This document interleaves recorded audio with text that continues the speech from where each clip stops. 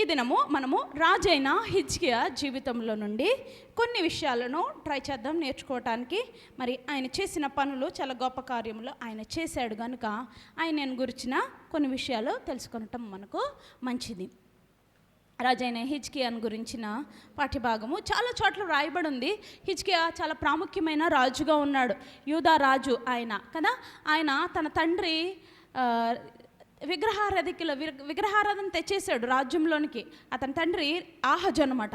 ఆహజు రాజు ఏం చేశాడంటే ఈ మొత్తం ఇశ్రాయేలీలందరికీ విగ్రహారాధన నేర్పించేశాడు. కానీ తండ్రికి భిన్నంగా హిజ్కియా రాజు ఏం చేస్తాడంటే అతని తండ్రి మరణము తర్వాత, అతని తండ్రి చనిపోయిన తర్వాత, ఇతను ఏలన ఆరంభించిన తర్వాత ఈ విగ్రహాలన్నిటిని కొట్టివేసి మొత్తం రాజ్యాన్ని అంతటిని పవిత్రపరిచి, మందిరాన్ని పవిత్రపరిచి, మందిరపు గోడల్ని తిరిగి కట్టి ఆ రీతిగా దేవుణ్ణి అనుసరించుచు, దేవుని తండ్రి నడకలో నడవకుండా దేవుణ్ణి ఇంకా ప్రేమించుచు ఆయన నడుచుచు చాలా విలువైన పనులను ఆయన చేయటం మనం చూస్తాము. ఆ విషయాలన్నింటినీ ఇదనము కొన్ని విషయాలను మనం చూద్దాము. మొదటిగా 2వ దినవృత్తాంతంలో 29వ అధ్యాయము, 2వ దినవృత్తాంతంలో 29వ అధ్యాయము మొదటి 11 వచనాలు నేనే చదువుతాను. 25 నుంచి చదువుతాను. యూదా దేశములోని పట్టణములలోనూ అతడు అన్యుల దేవతలు, అతడు అంటే ఆహజు గురించి 24 నుంచి చదువుతున్నాను చూడండి. ఆహజు దేవుని మందిరపు ఉపకరణములను సమకూర్చి వాటిని తెగగొట్టించి యెహోవా మందిరపు తలుపులను మూసివేయించి యెరూషలేమునందంతటా బలిపీఠములను కట్టించెను. యూదా దేశములోని పట్టణములన్నింటిలోనూ అతడు అన్యుల దేవతలకు ధూపము వేయుటకై బలిపీఠములను కట్టించి తన పితరుల దేవుడైన యెహోవాకు కోపము పుట్టించెను. అతడు చేసిన ఇతర కార్యములను గూర్చియు అతని చర్యలంతటిని గూర్చియు యూదా ఇశ్రాయేలీయుల రాజుల గ్రంథమందు వ్రాయబడి ఉన్నది. ఆహాజు తన పితరులతో నిద్రించి యెరూషలేము పట్టణమునందు పాతిపట్టబడను గాని ఇశ్రాయేలు రాజుల సమాధులకు అతడు తేబడలేదు. అతని కుమారుడైన హిజ్కియా అతనికి బదులుగా రాజాయను. అతని తండ్రి ఏం చేశాడు అన్నది పైన మనం చదివాం. ఇప్పుడు హిజ్కియా ఏలన ఆరంభించిన తర్వాత పరిస్థితి చూద్దాం. హిజ్కియా ఏలన ఆరంభించినప్పుడు 25 ఏండ్ల వాడై 29 సంవత్సరములు యెరూషలేములో ఏలెను. అతని తల్లి జకర్యా కుమార్తె, ఆమె పేరు అబీయా. అతడు తన పితరుడగు దావీదు చర్య అంతటి ప్రకారము యెహోవా దృష్టికి యథార్థముగా ప్రవర్తించెను. అతడు తన ఏలుబడి యందు మొదటి సంవత్సరము మొదటి నెలను యెహోవా మందిరపు తలుపులను తెరచి వాటిని బాగుచేసి యాజకులను లేవీయులను పిలువనంపి తూర్పుగానున్న రాజవీధిలో వారిని సమకూర్చి వారికి ఇలాగు ఆజ్ఞ ఇచ్చెను. లేవీయులారా, నా మాట ఆలకించుడి. ఇప్పుడు మిమ్మును మీరు ప్రతిష్ఠించుకొనుడి. మీ పితరుల దేవుడైన యెహోవా మందిరమును ప్రతిష్ఠించి పరిశుద్ధ స్థలములలో నుండి నిషిద్ధ వస్తువులనన్నిటినీ బయటికి కొనిపోవుడి. మన పితరులు ద్రోహులై మన దేవుడైన యెహోవా దృష్టికి చెడు నడతలు నడిచి ఆయనను విసర్జించి ఆయన నివాసమునకు పెడముఖము పెట్టుకొని దాన్ని అలక్ష్యము చేసిరి. మరియు వారు మంటపం యొక్క ద్వారములను మూసివేసి దీపములను ఆర్పివేసి పరిశుద్ధ స్థలమందు ఇశ్రాయేలీలు దేవునికి ధూపము వేయకయు దహన బలులు అర్పింపకయు ఉండిరి. అందుచేత యెహోవా యూదా వారి మీదను యెరూషలేము కాపురస్తుల మీదను కోపించి మీరు కన్నులారా చూచునట్లుగా వారిని ఆయన భీతికి, విస్మయమునకు, నిందకును ఆస్పాదముగా చేసెను. కాబట్టి మన తండ్రులు కత్తి చేత పడిరి, మన కుమారులను కుమార్తెలను భార్యలను చెరలోనికి కొనిపోబడిరి. ఇప్పుడు మన మీదనున్న ఇశ్రాయేలీల దేవుడైన యెహోవా మహోగ్రతను చల్లార్చునట్లు ఆయనతో మనము నిబంధన చేయవలనని నా మనస్సులో అభిలాష పుట్టెను. నా కుమారులారా, తనకు పరిచారకులయుండి ధూపము వేయుచుండునట్లు తన సన్నిధిని నిలుచుటకు తనకు పరిచర్య చేయుటకును యెహోవా మిమ్మును ఏర్పరచుకొనేను గనుక మీరు అశ్రద్ధ చేయకుడి. అది ఆయన చెప్తున్నాడు. ఎవరిని పిలిచి? అతని ఇప్పుడు ఒక గవర్నమెంట్ అయిపోయిన తర్వాత ఇంకో గవర్నమెంట్ అయిపోయిన తర్వాత ఇంకో గవర్నమెంట్, అలాగా గవర్నమెంట్స్ మారుతూ ఉంటాయి. మనకు ప్రతి 5 సంవత్సరాలకి ఒకళ్ళు మారుతూ ఉంటారు. వచ్చిన మినిస్టర్ ఏం చేస్తాడు? పాత ఏమీ చేయకుండా అతని ఆలోచన కొత్తగా చేసుకొస్తాడు. అలాగా ఈ రాజులు కూడా అలాంటి పరిపాలన చేయాలని ఆశపడ్డారు. అందుకనే ఆహాజు కూడా అతనికి ఇష్టం వచ్చినట్టు చేశాడు. అక్కడేమో ఇశ్రాయేలీయులందరికీ మోషే ద్వారా దేవుడు ఒక ధర్మశాస్త్రాన్ని ఇచ్చాడు. ఆ ధర్మశాస్త్రాన్ని మాత్రమే ఫాలో అవ్వాలని చెప్పాడు. కానీ ఈ రాజులు కొంతమంది దేవుని నమ్మారు, కానీ కొంతమంది ఇగో ఇలా ఆహాజు లాంటి వారు దేవుని నమ్మక, దేవుని యందు భయము లేక దేవుని కోపమును వారు రేపితే మరి దేవుడు అతని కుమారుడైన హిజ్కియాను ఆకర్షించుకున్నాడు. అతని హృదయంలో దేవుని భక్తిని నిలిపాడు. అతను భక్తిపరుడు అని ఇంకొక చోట, యథార్థవంతుడును భక్తిపరుడును అతని భక్తిని బట్టి అని ఇంకొక చోట కూడా కింద రాయబడి ఉంటుంది. అది కూడా మనం చూద్దాం. అయితే ఆయన ఏం చేస్తున్నాడంటే, ఇప్పుడు ఈ పాడైపోయిన ఏం చేశాడు ఆహాజు, ఏం చేశాడు, మొత్తం ఆ మందిరంలో మొత్తం తలుపులు మూయించేసి ఆ ద్వారములన్నిటిని, యెరూషలేము పట్టణపు ద్వారములన్నిటిని మూయించేసి అక్కడ దేవునికి, పరిశుద్ధుడైన ఈ దేవునికి వేయవలసిన బలులన్నిటినీ మానేసి కొత్త బలిపీఠాలు కట్టి అక్కడ ఏం చేస్తున్నాడు, అన్యుల దేవుళ్లకు దేవతలకు ఆయన ఏం చేస్తున్నాడు, బలిపీఠాలు కట్టించి అక్కడ బలులు అర్పించడానికి రెడీ చేస్తున్నాడు, ధూపములు వేయించటకు. అది దేవునికి చాలా కోపం పుట్టించింది. మరి ఆహాజు మరణం తర్వాత హిజ్కియా రెయిన్లోకి వచ్చాడు. అంటే హిజ్కియా ఏళ్ళను ఆరంభించాడు. ఫస్ట్ అతను వచ్చి అసలు ఈ రాజ్యాన్ని ఎలా స్థిరపరచాలని అతను ఆలోచించుకున్నాడు. చాలా చక్కగా రాయబడింది 2 రాజుల గ్రంథంలో కూడా మనకు ఇదే కనబడుతుంది. తీయనవసరం లేదు, సేమ్ ఇలాగే ఉంటుంది. కానీ అతని గురించి ఇంకా కొన్ని విషయాలు అక్కడ చూస్తాడు. అతని తండ్రి చేసిన దాని గురించి అతని హృదయంలో నొచ్చుకొని పశ్చాత్తాపడి అతను ఏం చేస్తాడంటే, మొత్తం వీటన్నింటినీ అతని తండ్రి ఏమేమైతే విగ్రహాలను పెట్టించాడో, అపవిత్ర వస్తువులను పెట్టించాడో, ఆ దేవుని మందిరంలో ఉండకూడనివి నిషిద్ధమైనవి ఏమేమి ఉన్నాయో లేవీయులను, పరిచారకులను, యాజకులను వీరందరినీ ముందు పిలిపించాడు. ఒక కమిటీ మీటింగ్ వేశాడు. ఇదిగో మా నాన్నగారు ఇలా చేశాడు, మనం ఉన్నప్పుడు ఇలా చేయకూడదు, ఆయన కోపానికి ఇంకా మనం పాత్రులం అవ్వటానికి మనము సరిపోము, కాబట్టి వీటన్నిటినీ తీసివేయండి. ముందు అర్జెంటుగా మొత్తం ఈ యెరూషలేము పట్టణం అంతటిని, ఈ దేవుని మందిరం అంతటిని పరిశుద్ధపరచండి. దేవునికి మనము న్యాయముగా చేయవలసినవన్నీ మనము చెయ్యాలి, దేవునికి ఇష్టమైనట్టుగా మనము జీవించాలి. మా తండ్రి అయితే అలా చేయలేదు, కాబట్టి దయచేసి మీరందరూ కూడా ఆ పని కొరకు, యాజక ధర్మము కొరకు ఏర్పాటు చేయబడ్డవారు కదా, ఆయన నామమును ఎప్పుడు ప్రజల పక్షంగా మీరు స్తుతించవలసిన వారై ఉన్నారు కదా అని వారికి చెప్పి వారిని ఏం చేస్తున్నాడు, ప్రోత్సహిస్తున్నాడు. ఎవరు? ఈ దైవభక్తి కలిగిన హిజ్కియా రాజు. చక్కగా చేసి ఏం చేస్తున్నాడు, తిరిగి మరలా ఆ మందిరాన్ని కడుతూ ఉన్నారు. చూడండి, ఈ పైన లిస్ట్ ఇచ్చాడు. అదే 29వ అధ్యాయంలో 12, 13, 14 వచనాల్లో చూస్తే ఎవరెవరు దేవుని పని కొరకు ఏర్పాటు చేయబడ్డారో వాళ్ళందరి పేర్లు అక్కడ రాశాడు. చూడండి, యోవేలు, కీషు, అలా చాలా, జిమ్మా కుమారుడైన యోవాహు, ఇలా అందరి పేర్లు రాసుకుంటూ వచ్చి జకర్యా, మతన్య, హేమాను సంతతిలో ఉన్న షిమి, వీళ్ళందరూ కూడా లేవీయులు అనమాట, లేవీ సంతతి వారు. వీరందరూ ఏం చేస్తున్నారు, దేవుని మందిరాన్ని తిరిగి కట్టించడానికి, దేవుని మందిరములో ఉన్న అపవిత్ర వాటిని అన్నిటిని తీసివేసి మందిరాన్ని పవిత్రపరచడానికి. ఎందుకంటే వీరి పనేంటి, లేవీయుల పనేంటండి, యాజక ధర్మాన్ని జరిగించేవారు. దేవుని పనికి, మందిరంలో పని చేయటానికి దేవుడు ప్రత్యేకించి లేవీయులను ఆయన వాడుకున్నాడు, ఆయన వారిని ఏర్పాటు చేసుకున్నాడు. అందుకే అక్కడ హిజ్కియా రాజు చెప్తున్నాడు, యెహోవా మిమ్మల్ని ఏర్పరచుకునేను కదా, మీరందరూ లేవీ వంశస్థులు కదా, మీరందరూ ఈ దేవుని మందిరపు పనిని చాలా శ్రద్ధగా చేయాలి, వీటన్నిటిని పరిశుద్ధపరచాలి కదా, మీరు దాన్ని అశ్రద్ధ చేయకండి అని చెప్తున్నప్పుడు వారు కూడా ఏం చేస్తున్నారు చూడండి, 29-15. వీరు తమ సహోదరులను సమకూర్చి తమను ప్రతిష్ఠించుకొని యెహోవా మాటలను బట్టి, రాజు ఇచ్చిన ఆజ్ఞను బట్టి యెహోవా మందిరమును పవిత్రపరచుటకు వచ్చిరి.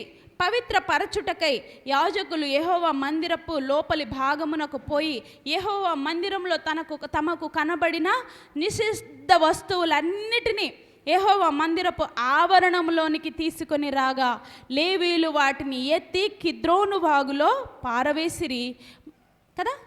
చక్కగా రాశారు. ఆ తర్వాత ఈ ప్రకారము వారు 8 దినములు యెహోవా మందిరమును ప్రతిష్ఠించుచు మొదటి నెల 16వ దినమున సమాప్తము చేసిరు. మొత్తం అతను రాగానే రాజుగా అతను ఏలన ఆరంభించినప్పుడు మొట్టమొదటిగా అతను చేసింది ఏంటండి, మందిరాన్ని అంతటిని పరిశుద్ధపరిచాడు కదా. మొత్తం నిషిద్ధ వస్తువులను, దేవునికి ఇష్టం లేనిది ఏంటి, ధర్మశాస్త్రానికి విరుద్ధంగా ఉన్నది ఏంటేంటి సమస్తాన్ని అతను వెతికి మొత్తం ఈ లేవీలందరినీ వాడుకొని ఏం చేశాడు, మొత్తాన్ని ఒక ఆజ్ఞ జారీ చేశాడు. ఈ మందిరం అంతా క్లీన్ అయిపోవాలి, ఈ మందిరంలో దేవునికి ఇష్టం లేనిది, దేవునికి ఆయాస్కరంగా ఉన్నది ఏది ఇక్కడ ఉండడానికి వీల్లేదన్నారు. ఆ రీతిగానే లేవీలందరూ ఆ పని ముగించారు. ముగించిన తర్వాత అతను రాజు ఎంత చక్కని పని చేస్తున్నాడో చూడండి. 18 నుంచి ఉంటుంది చూడండి. వారు రాజైన హిజ్కియా వద్దకు పోయి, మేము యెహోవా మందిరం అంతటిని, దహన బలిపీఠమును, ఉపకరణములన్నిటినీ, సన్నిధి రొట్టెలుంచు బల్లను పవిత్రపరిచి ఉన్నాము. మరియు రాజైన ఆహాజు ఏలిన కాలంలో అతడు ద్రోహము చేసి పారవేసిన ఉపకరణములన్నిటినీ మేము సిద్ధపరిచి ప్రతిష్ఠించి ఉన్నామని యెహోవా బలిపీఠం ఎదుట అవి ఉన్నవని చెప్పిరి. అప్పుడు రాజైన హిజ్కియా ఏం చేస్తున్నాడో చూడండి. పెందల కడనే లేచి పట్టణపు అధికారులను సమకూర్చుకొని యెహోవా మందిరమునకు పోయెను కదా. తర్వాత చూడండి, రాజ్యము కొరకును, పరిశుద్ధ స్థలము కొరకును, యూదావారి కొరకును ఆయన ఏం చేస్తున్నాడు, పాప పరిహారార్థ బలి చేయుటకై 7 కోడెలను, 7 పొట్టేళ్లను, 7 గొర్రె పిల్లలను, 7 మేకపోతులను వారు తెచ్చి ఉంచిరి గనుక అతడు యెహోవా బలిపీఠము మీద వాటిని అర్పించుడని అహరోను సంతతి వారగు యాజకులకు ఆజ్ఞాపించెను. ఎంత చక్కని రాజండి, ఎంత బాధ్యత కలిగిన రాజు. ఎవరి కోసం చేశాడంట ఈ పనులన్నిటినీ? చక్కగా మంచిగా రాశారు కదా, మొత్తం లిస్ట్ రాసుకొచ్చాడు. అతడు ఎవరెవరి కొరకంట, యూదావారి కొరకును, రాజ్యము కొరకును, పరిశుద్ధ స్థలము కొరకును, యూదా ప్రజలందరి కొరకును ఆయన ఏమర్పిస్తున్నాడంట, పాప పరిహారార్థ బలులు అర్పిస్తున్నాడు కదా. అర్పించి ఈ రాజు ఏం చేస్తున్నాడు, వారందరి మీద ఉన్న దోషాన్ని అతను ఆ పశువు మీద వేసి వాటిని తెగ నరికించాడు. ఈ దినము మన కొరకు ఎవరండి పాప పరిహారార్థ బలిగా అయిపోయింది ఎవరు? ఆ బలిపీఠము మీద యేసుక్రీస్తు కదా. రాజుకి ఆ యేసుక్రీస్తుకి కొన్ని పోలికలు కనబడుతున్నాయి కదా. ఈ హృదయాల్లో, నా హృదయాల్లో ఉన్న ఆ విగ్రహాలన్నిటినీ పరిశుద్ధపరచడానికే ఆయన వచ్చాడు కదా. తర్వాత ఇంకా ముందుకు వెళ్దాం. యెషయా ప్రవక్త దగ్గర కొంత సమయాన్ని ఆయన గడిపి, దేవుని ప్రవక్తగా నీవు ఉన్నావు కదా, మరి మా కొరకు ఇలాంటి ప్రార్థనలు చెయ్యి, అష్షూరు రాజేమో మమ్మల్ని చంపడానికి వచ్చేస్తున్నాడు అన్నప్పుడు యెషయా రాజు కూడా ఆ రీతిగానే, యెషయా ప్రవక్త కూడా చెప్పాడు, నువ్వు ప్రార్థన చెయ్యి, దేవుడు నీకు సహాయం చేస్తాడన్నాడు. ఆ రీతిగానే అతను బాధ్యత కలిగి ఏం చేస్తున్నాడు, మోకాళ్ళు వేసి దేవుని ఎదుట చాలా తీవ్రంగా, చాలా బాధ్యత కలిగి అతను రాజ్యము కొరకును, రాజ్యంలో ఈ శత్రు పోరాటాలన్నిటి కొరకు అతను ప్రార్థన చేసినప్పుడు దేవుడు హిజ్కియా రాజు ప్రార్థన ఆలకించి ఒక్క దినముననే 185,000 మందిని చంపడం మనము చూస్తాం. ఎంతమంది? 185,000 మంది. ఆ రీతిగా ఈ 30వ అధ్యాయం అంతట్లో మనకు అది కనబడుతుంది అన్నమాట. తర్వాత దేవుడు ఏం చేశాడు, ఇవన్నీ అయిపోయిన తర్వాత హిజ్కియాకి ఒక పరిస్థితి వచ్చింది. ఒక మరణకరమైన వేదన అతనికి వచ్చింది. అదే 30వ అధ్యాయంలో 19వ వచనంలో మనకు కనబడుతుంది చూడండి.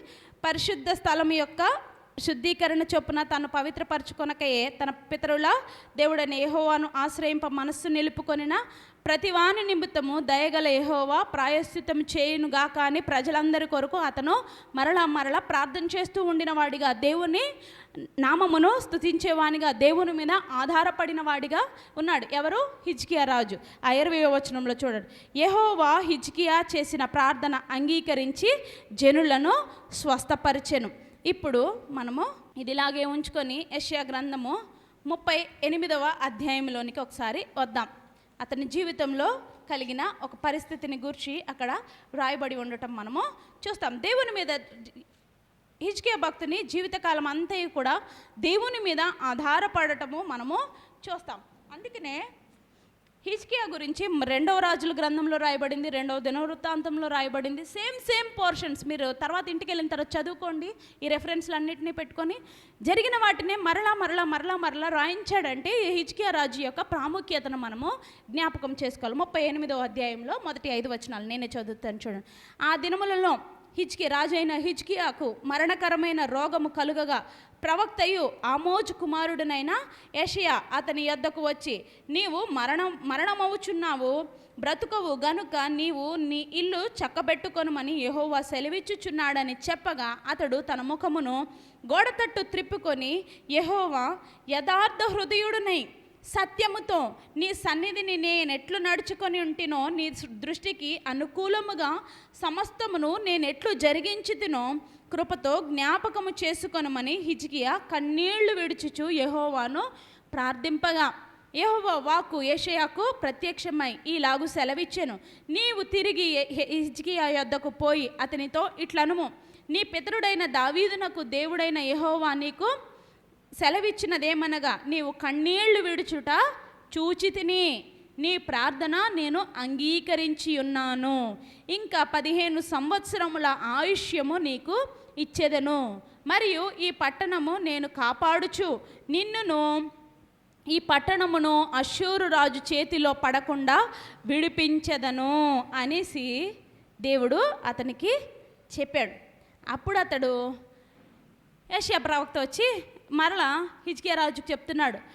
అతని ముందు వచ్చి ఏం చెప్పాడు, అయ్యా నువ్వు చచ్చిపోతావు, ఇంకా ఎంతో కాలం నువ్వు బ్రతకవు, కాబట్టి నీ ఇల్లంతటిని చక్కబెట్టేసుకో, నువ్వు చేయాలనుకున్న అన్నిటినీ చక్కబెట్టేసుకుని మొత్తం రెడీ అయిపో, చచ్చిపోతావు, ఎప్పుడు చచ్చిపోతావో తెలీదు, నీకు ఎంత మరణకరమైన పరిస్థితి వచ్చేసింది కదా అంటే హిజ్కియాకు చాలా బాధ కలిగింది. ఇదేంటి, నేను నా తండ్రికి వేరుగా నేను వ్యత్యాసంగా ఉండి ఇంత ప్రయాసపడి నేను దేవుని కొరకు కష్టపడుతున్నాను, దేవుని కొరకు నా రాజ్యాన్ని అంతటిని నా ప్రజలందరి కొరకు నేను ఇంత యథార్థంగా ప్రవర్తిస్తున్నాను అనుకొని అతను దేవుని మందిరంలోకి వచ్చి కన్నీళ్లు విడిచుచు అతను ఏం చేశాడు, ప్రార్థన చేస్తున్నాడు. చెప్తున్నాడు, ప్రభువా నేను ఎంత యథార్థ హృదయంతో ప్రవర్తించానో నువ్వు చూడు, ఒకసారి కృపతో నన్ను జ్ఞాపకం చేసుకో, నేను ఏ రీతిగా నీ మందిరం అంతటిని పవిత్రపరిచానో నువ్వు ఒకసారి జ్ఞాపకం చేసుకో అని కన్నీళ్లు విడుచుచు తీవ్రంగా ప్రార్థన చేశాడు. ఎవరు?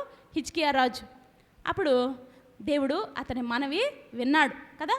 అదే ఉంటుంది కీర్తనలో, కానీ యోహాను సువార్తలో కూడా ఆ మాట ఉంటుంది, యథార్థముగా దేవునిని ఆశ్రయించే వారికి, దేవుని ప్రార్థన చేసేవారికి ఆయన ఎలా ఉంటాడంట, సమీపముగా ఉంటాడు కదా. మరి హిజ్కియా రాజు విషయంలో దేవుడు అదే చేశాడు, ఆయన సమీపముగా ఉండి ఆయన ప్రార్థనలు ఆలకించి మళ్ళీ వెంటనే యెషయా రాజుకు చెప్తున్నాడు, యెషయా ప్రవక్తకు చెప్తున్నాడు, అయ్యా ప్రవక్త వెళ్ళి మళ్ళీ హిజ్కియా రాజుకు చెప్పు, అతనికి నేనేమిస్తాను, అతని కన్నీటిని నేను చూచాను, అతని మనవి నేను అంగీకరించి ఉన్నానని చాలా స్పష్టంగా రాశాడు దేవుడు, అక్కడ రాయించాడు దేవుడు కదా. అతని సెలవిచ్చి ఏం చెప్పాడు, అతని మనవి నేను అంగీకరించి ఉన్నాను కాబట్టి అతనికి నేను 15 సంవత్సరములు ఆయుష్యం ఇచ్చేదనని చెప్తాడు. అప్పుడు యెషయా ప్రవక్త వెళ్ళి చెప్తాడు. చెప్పిన తర్వాత చక్కని స్తుతి అతను అక్కడ 17వ వచనం 38వ అధ్యాయం యెషయా గ్రంథం 17 నుంచి 20 వచనాలు చదువుకుందాం. చూడండి.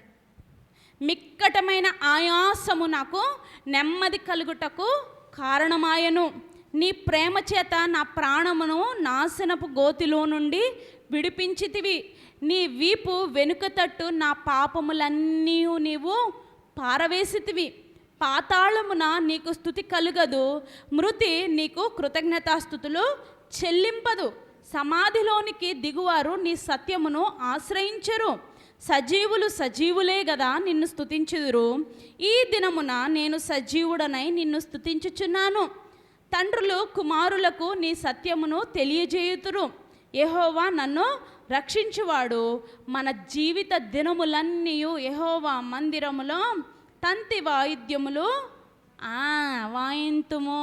అది చెప్తున్నాడు. ఏం చెప్తున్నాడు అక్కడ, మిక్కటమైన శ్రమలు మనకి కలుగుతాయి. ఆ సమయంలో ఈ దేవుడు ఎక్కడున్నాడు, దేవుడు ఎక్కడ లేడని మనం అనుకోకూడదు. ఆయన ఏం చెప్తున్నాడు, మిక్కటమైన ఆయాసము నాకేం కలిగించింది, నెమ్మది కలగడానికి కారణమయ్యింది అంటున్నాడు. అంటే ఏం చెప్తున్నాడు, ప్రస్తుత కాలం కొన్ని శ్రమలు వస్తాయి, ఇవన్నీ కూడా దేవునిని స్తుతించడానికి, దేవుణ్ణి ఆశ్రయించడానికి, దేవుని ప్రేమను ఇంకా అందుకే వెంటనే కింద రాశాడు చూడండి, నీ ప్రేమ చేత నా ప్రాణమును విడిపించితివి, చావు గోతిలో నుండి నన్ను విడిపించితివి అని రాస్తాడు. శ్రమ కలిగినప్పుడు మనం అదే జ్ఞాపకం చేసుకోవాలి. ఆయన ఇంకా నిన్ను ప్రేమిస్తున్నాడు, నీవు ఇంకా ఆయన మీద ఆధారపడాలని ఆయన ఇష్టపడుతున్నాడు. ఆయన ప్రేమ చేత నిన్ను ఆయన హత్తుకోవాలని ఇష్టపడుతున్నాడు. ఆయన వైపే చూడు అని హిజ్కియా జీవితంలో నుండి చెప్తున్నాడు. ఇంకేం చెప్తున్నాడు చూడండి, నీ వీపు వెనుక తట్టు నా పాపములన్నిటినీ నీవు పడవేసి ఉన్నావు అంటున్నాడు. మనం ఈ దినం ఆ రీతిగానే దేవుని స్తుతించగలగాలి.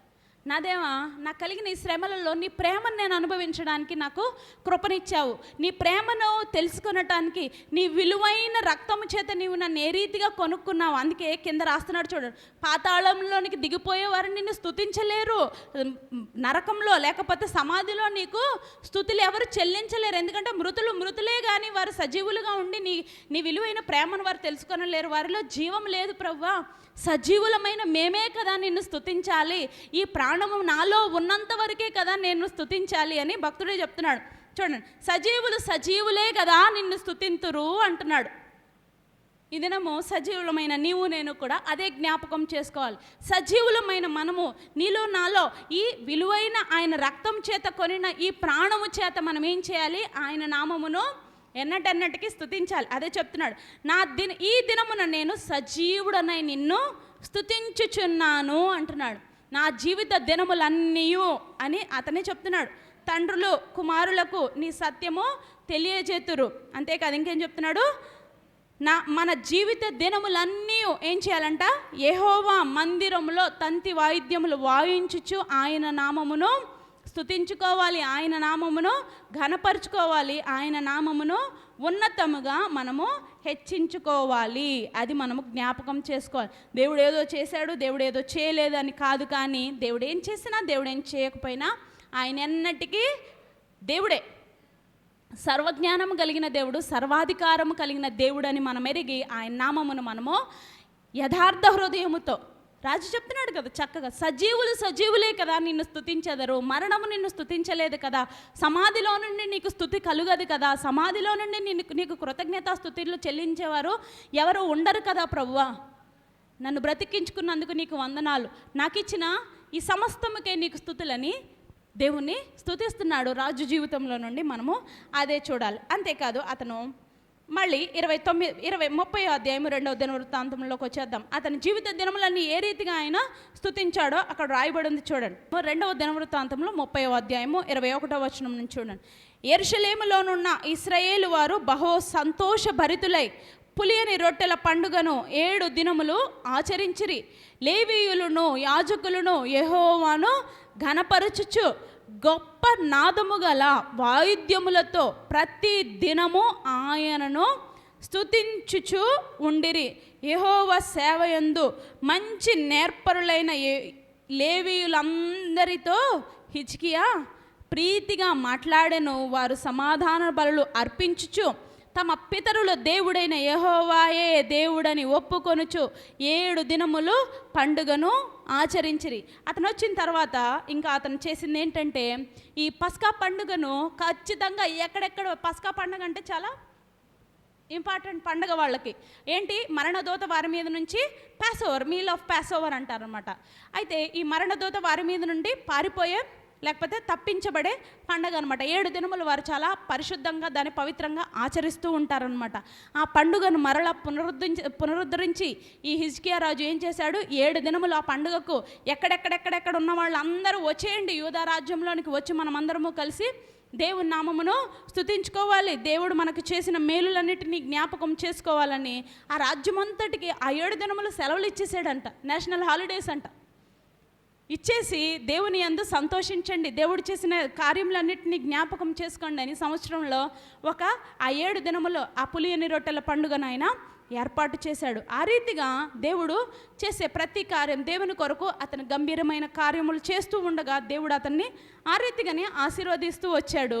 32వ అధ్యాయంలోకి వచ్చేయండి. చివరిగా శత్రువులందరినీ కూడా చాలా జ్ఞానము కలిగి అతను ఎదుర్కొనటానికి ఏం చేశాడంటే, ఒక గిహోను ప్రాంతంలో ఒక గోడ కట్టించేసి ఆ రాజ్యం అంతటికి ఒక చక్కని రక్షణ కవచాన్ని ఏర్పాటు చేసి వీరికి రావాల్సిన నీటి కొరకు ఒక వాగును అతను తయారు చేసి ఏం చేస్తున్నాడో చూడండి. 30వ వచనం. 32వ అధ్యాయము 29 నుంచి నేనే చదువుతాను చూడండి. మరియు దేవుడు హిజ్కియాకు విస్తారమైన కలిమి దయచేసినందున పట్టణములను విస్తారమైన గొర్రెల మందలను పశువుల మందలను అతడు సంపాదించెను. ఈ హిజ్కియా గిహోను కాలువకు ఎగువను కట్టవేయించి దావీదు పట్టణపు పడమటి వైపునకు దాన్ని తెప్పించను. అంటే దావీదు పట్టణం అంటే యూదా పట్టణంలోనికి అతను నీళ్ల వాగుని తీసుకొచ్చాడు. తర్వాత ఏం చేస్తున్నాడు చూడండి. హిజ్కియా తాను పూనుకొనిన సర్వ ప్రయత్నముల యందు ఏమయ్యాడంట? వృద్ధి పొందెను. అతని దేశము ఆశ్చర్యంగా వృద్ధి నొందుటను గూర్చి విచారించి తెలుసుకొనుటకై బబులోను అధిపతులు అతని యొద్దకు పంపిన రాయబారుల విషయంలో చాలండి ఏం చేశాడంటే ఈ హిజ్కియా యథార్థ హృదయంతో చేసిన సమస్తమును దేవుడు ఏం చేశాడు? వృద్ధి పొందించెను. అతను ఏం చేస్తే అది వృద్ధి పొందింది. అతను ఏం చేస్తే అది ఆశీర్వదింపబడింది. ఎందుకు ఆశీర్వదింపబడ్డాడండి?